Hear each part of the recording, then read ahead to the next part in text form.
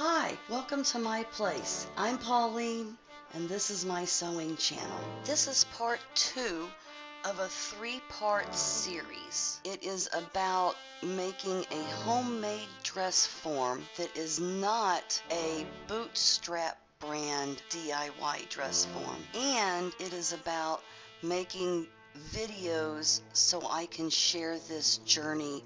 My videos are also used by my English language learning friends that I've met over on Cambly.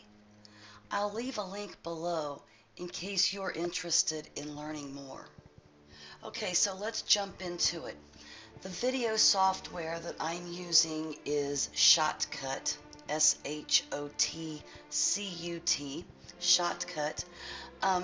I've been using version 20.07.11 until today when they've given us a new version. So my current version is 20.09.13.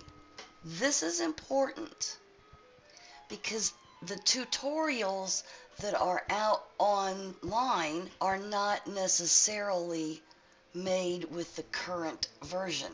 And that is important because different features might change names, or it might change from one version to the next of where you find something. So that's terribly confusing for a beginner, someone who doesn't know the terminology, the language that goes along with making videos. The other thing that I learned today, I should have figured it out, I should have already known it, but your program cannot be open when you're trying to update it. I don't know why I didn't realize that I had forgotten to close my version of Shotcut that was open on my computer when I downloaded the new version and I went to update it and import it into my computer, and so it took me probably 45 minutes before I realized why it wouldn't work. I kept trying to do the same thing over and over again. So that's kind of one of those little things that someone that works with technology all of the time would automatically know, oh yeah, I've got to go back and close that. I didn't even think about it. So I think one of the most exciting things I've learned about making videos since I made my last video is the fact that I can move text. I can animate the text that is on my screen and make it move. It can glide in from the left or slide up from the bottom, and I can speed it up and slow it down. And I was really excited about that. And I'm so excited about that because it took me a good 12 hours to do this. I mean, really, it's crazy. I kid you not, it took a good 12 hours. About 3 sessions of sitting and working on it before it all finally clicked, and I went, oh, okay, this is exactly what I need to do. These are the steps I need to follow to make that text happen, that text animation happen. I've also learned how to use various filters with it. For example, the cropping around the picture or around a frame. That's what gives me the black space so that you can read that. The one thing that I have not mastered is a thing called keyframes. Keyframes, K-E-Y-F-R-A-M-E-S.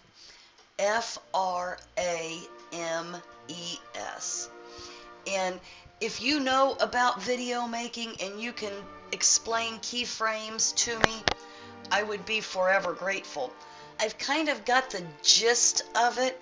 I've got the basic understanding of them. Using a keyframe is mandatory if you're doing text animation, but I'm still not 100% clear on what all they can do for me.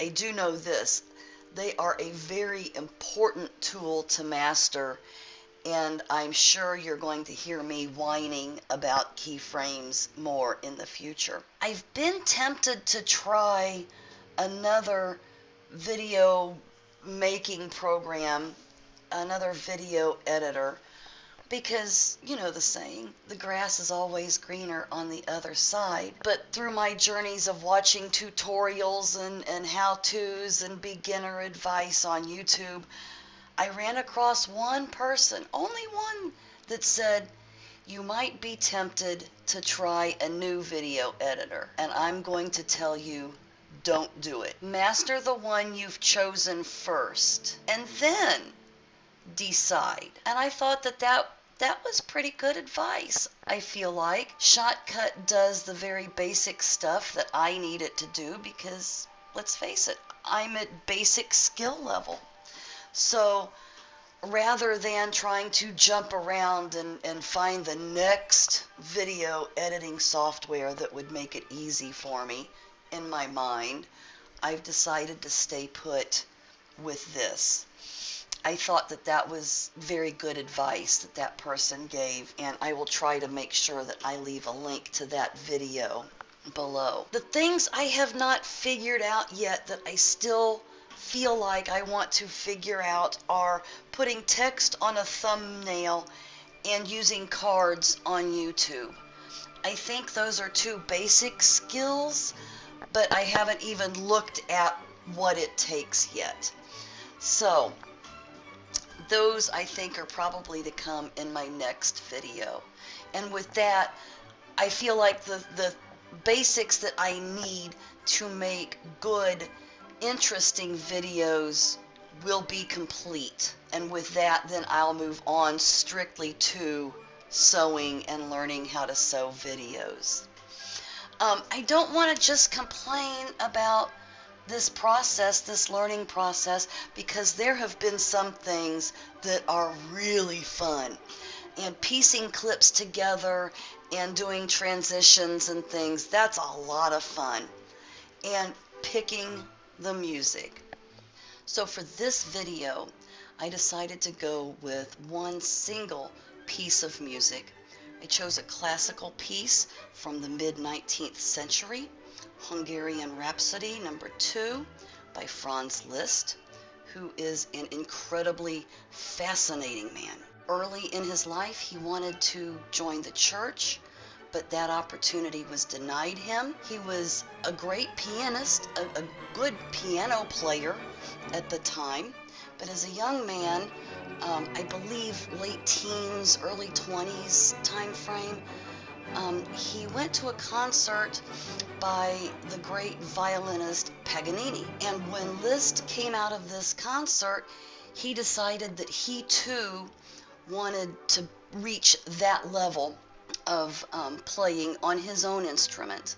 And so he locked himself away. Yeah, he locked himself away for a period of time.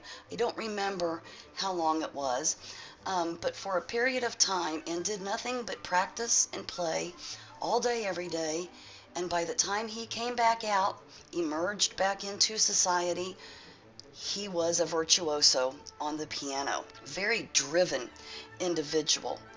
He ultimately became friends with other famous composers of his day, Chopin, Wagner, Berlioz. He traveled all over Europe, all over the world, playing for audiences. He was quite the ladies' man. There was a countess that fell in love with him, even though she was married and already had children. She left her husband and children and ran away with Franz. They themselves had 2 children together, but their story ultimately did fall apart. In the 1840s, I want to say early 1840s, a phenomenon called Listomania occurred. And this is where women were going crazy for this man. They were swooning at his concerts, fighting over his handkerchiefs. I mean, this was something else. He ended up with a second, not countess, I think the second lady was a Russian princess. But he gained kind of the reputation of being a ladies' man, maybe having a lady in every port, if you will. The late 1850s, early 1860s saw great tragedy where he lost both of his adult children, and he ultimately did join the church later in his life. So, with that, please enjoy the rest of Hungarian Rhapsody. Bye.